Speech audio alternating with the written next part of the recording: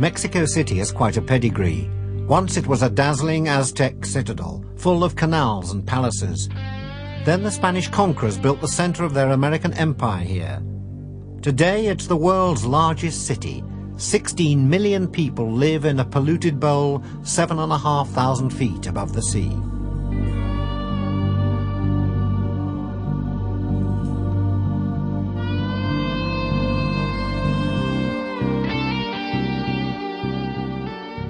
For the few lucky ones, there has always been prosperity at the center of it all. Today, huge investment, mostly from the USA, has taken the place of the wealth the Spanish left behind.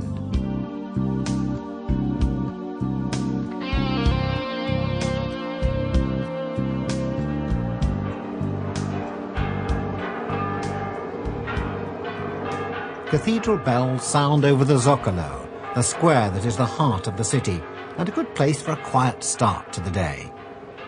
But this being Mexico, there's no such thing as a quiet start to the day.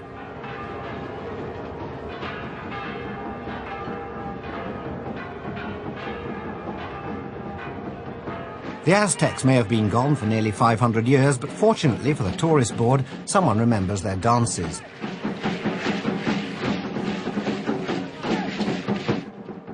In the centre of the square, there's more topical activity.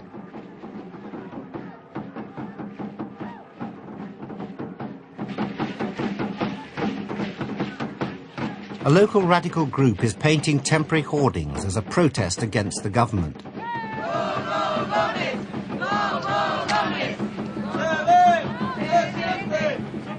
Their own caped crusader is a character called Super Barrio, Barrio meaning a poor district, the sort of place from which most of his support is drawn.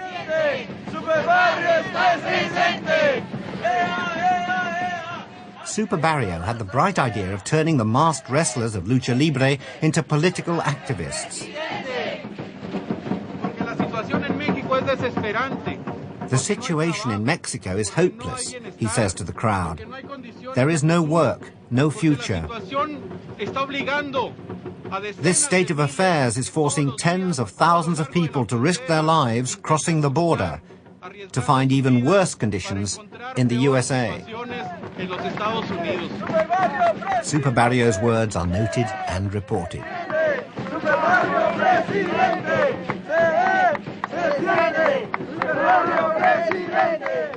When he's finished painting, the government moves in.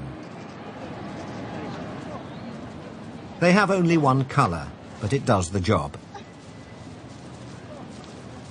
Soon the tourists in the Zocalo will no longer have to be bothered with Super Barrio's views. As befits the world's largest city, there's something here for everyone. A shop entirely full of loofahs, for instance. And across the square, a restaurant promising comida exotica y pre-colombina, the food they ate before Columbus found America. I have to find out what this is.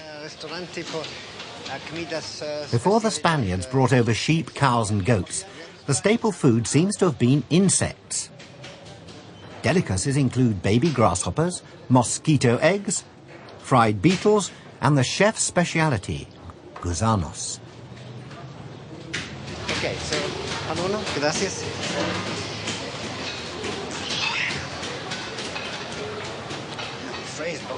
Now then, let me see. Gusanos. Ah, here we are. Gusanos, maggots. So I eat it with this. I see a bit of tortilla and a bit of guacamole just to help the maggots slide down. There we are. Let's try one there. Two. Just try two to start with. They are nestling up.